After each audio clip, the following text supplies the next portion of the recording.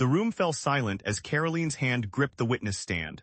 Her eyes, resolute and unwavering, met Whoopi Goldberg's. He wasn't just on trial, his entire legacy was. He used to silence dissenters. Now he's the one on trial. The words echoed through the cavernous courtroom, a truth so stark it seemed to crack the air.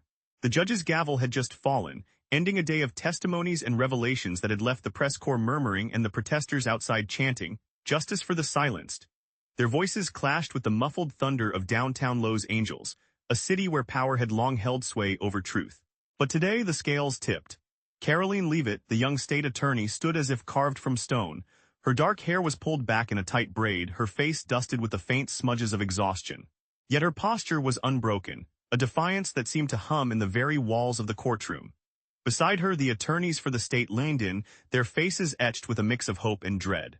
Across the aisle, Whoopi Goldberg sat with his hands folded, his expression unreadable.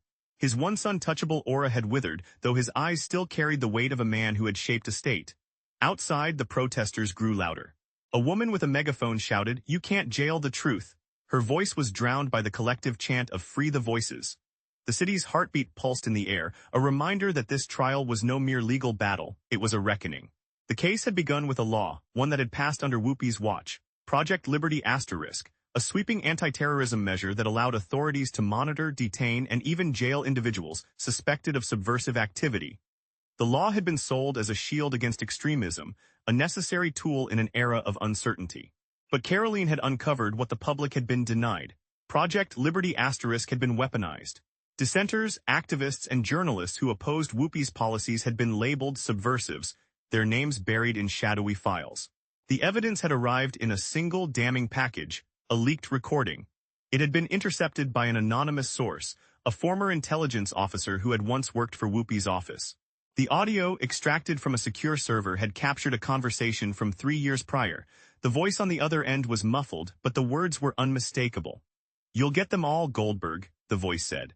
"The ones who question you, the ones who think they're above the law. This isn't about terrorism, it's about control."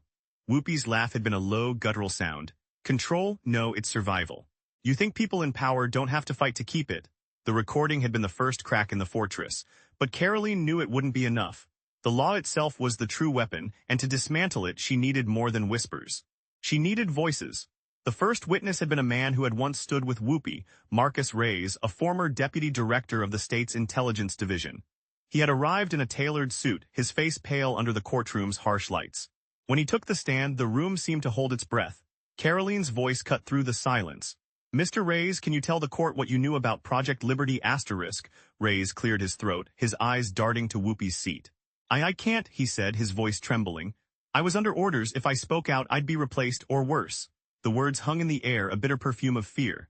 Karoline stepped closer to the witness stand, her voice low but sharp. "Worse than what? You were part of this. You helped build a system that turned dissent into a crime." Reyes looked down at his hands. "Yes," he whispered, "I did." The courtroom erupted in murmurs. Press photographers snapped pictures, their lenses catching the flicker of disbelief on the faces of jurors. Karoline pressed on. "Tell us about the files, the names, the people who were targeted." Reyes hesitated, then finally spoke. "There were dozens, people who spoke out against the governor's policies. Journalists, activists, even clergy. They were labeled as threats, their homes searched, their livelihoods destroyed. I helped draft the guidelines. I thought it was temporary, I didn't know it would go this far." The judge's gavel struck, silencing the outburst.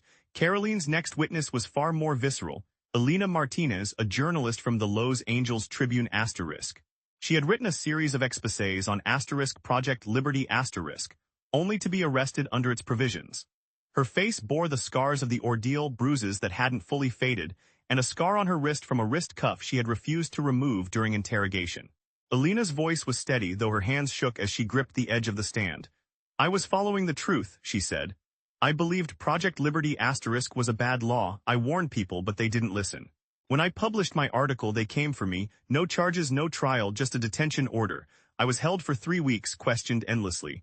I wasn't allowed to speak to my family. I wasn't even told what I was being accused of." Karoline's voice was a blade now. "Were you tortured?" Elena's eyes flashed. "No, but they didn't need to be. They knew I would break.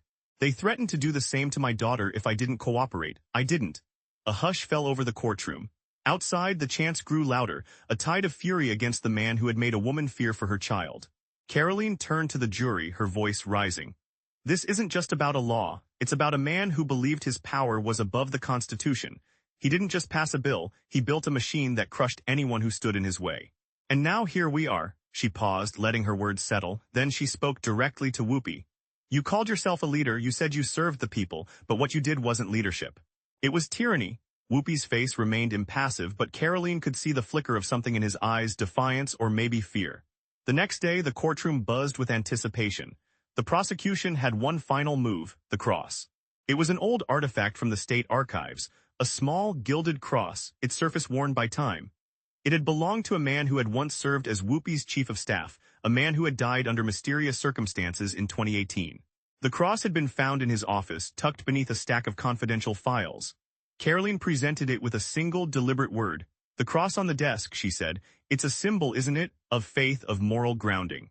But this man who believed in justice, was silenced before he could speak out, and his cross was left behind like a message. The room was heavy with the weight of the metaphor, the way the cross had been used, then discarded.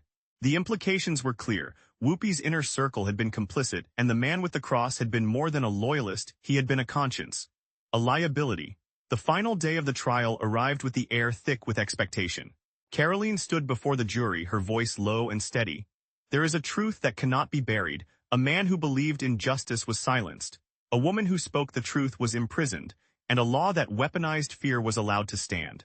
But today we are here to ask, what happens when the ruler becomes the ruled? She looked out over the courtroom, her gaze sweeping over the audience, the press, the protesters, the judge. Then she turned to Whoopi. You built a system that turned loyalty into cruelty. You used the state's power to erase the voices that challenged you. But power is not eternal. It crumbles when the people refuse to let it. And today, we are choosing to remember. To fight, to stand. The judge's gavel struck, ending the trial. The jury would deliberate, but the verdict would not decide the full reckoning. Karoline had done what only a rare few could. She had forced the public to see the truth. But as she stepped out of the courtroom, the chants of the protesters still echoing in her ears, she knew the battle was far from over. This trial wasn't the end, it was the warning.